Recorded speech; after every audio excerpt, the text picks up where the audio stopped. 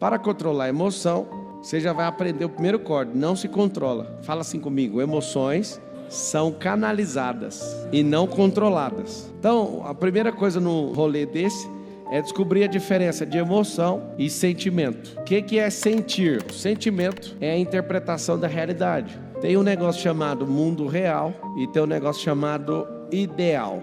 Ou seja, o mundo ideal é o que você cria na sua cabeça. O Brasil tem mais ou menos 800 mil presidiários. Tem 800 mil pessoas. Uma hora dessa deve ter uns 100 mil encostados na grade ou colado numa grade agora, numa cadeia. Por quê? Porque não souberam governar suas emoções. Vamos para a lista de coisas. Não conseguiu prosperar, foi lá e praticou um artigo 155, que é furto. Não conseguiu prosperar, tomou alguma coisa à força, 157. A pessoa não honra o trabalho ou o mercado, as pessoas vai lá e receptou coisa de crime, artigo 180. O outro foi lá e ficou com ciúme da mulher, nem checou direito, foi lá e matou alguém, artigo 121. Foi lá e bateu na esposa, artigo 129. Quem não governa a emoção vai seguir por um. Por que tem 70 mil homicídios no Brasil? Dos 70 mil, pode pôr na conta, 50 mil é 100% que a pessoa é idiota. Ela não sabe controlar. Aí você fala, mas os outros? O outro é legítima defesa, o outro matou em estado de necessidade, que são excludentes de ilicitude no Código Penal. Nós precisamos governar as nossas emoções e refinar os nossos sentimentos. E aí existe um mundo ideal. Eu vi um caso uma vez de um pai de família que quebrou. Esse pai, ele quebrou e fez algo impressionante. O que ele fez? Matou a esposa, matou os filhos, deixou uma carta: quem que vai pagar o plano de saúde? E matou os filhos com uma retada e pulou do prédio. Uma coisa mais feia que eu já vi até hoje. Ou seja, não controlou as emoções. Interpretou tudo errado, o sentimento, foi lá, tirou a vida da família e se matou. Esses são os casos agudos de não governar as emoções. Tem os casos pequenos. Por exemplo, falar que vai fazer uma coisa e não fazer. Falar que vai ficar forte e continua um bunda mole. Falar que vai prosperar e não prospera. Falar que vai largar esse emprego. Aí você fala, mas eu não dou conta. Não dá, porque não governa as emoções. O mundo real é um só existe um. Então o mundo real é multiplicado por um.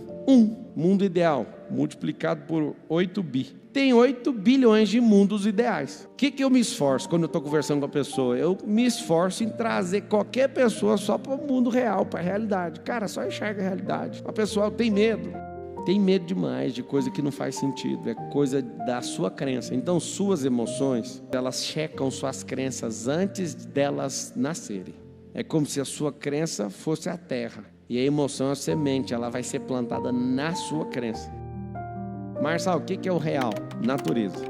A terra é a coisa mais poderosa para nós, por quê? Porque nós fomos feitos dela, de carbono, água, planta, bicho.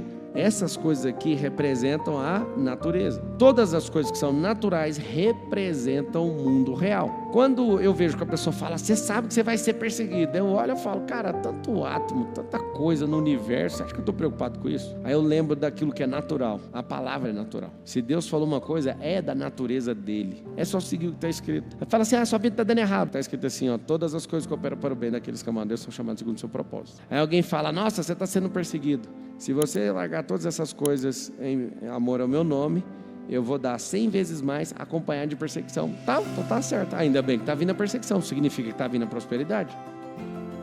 Fala assim, o mundo real é sintonizar a natureza. E o que é o mundo ideal? Ficar refém das crenças. Se todo mundo tivesse conectado 100% da natureza, a gente não ia matar mais nenhuma pessoa. Porque o projeto original da natureza não era o homem ter que fazer nada para ele, era ele desfrutar do que Deus fez.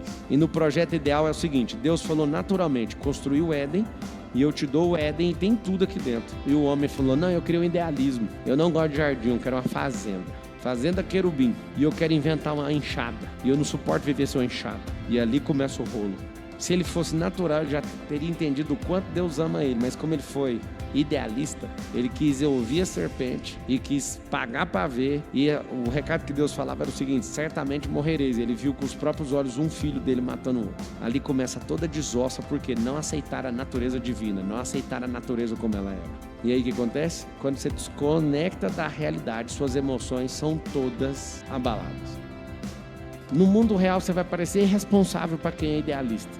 No mundo real, quando você começar a prosperar, todo idealista vai te xingar, inclusive os que te amam e seus parentes. Se o mundo real é só um e a minha luta todo dia é entrar e ter 100% de unidade com a realidade, que eu tenho a ver com elogio e crítica desse povo aqui?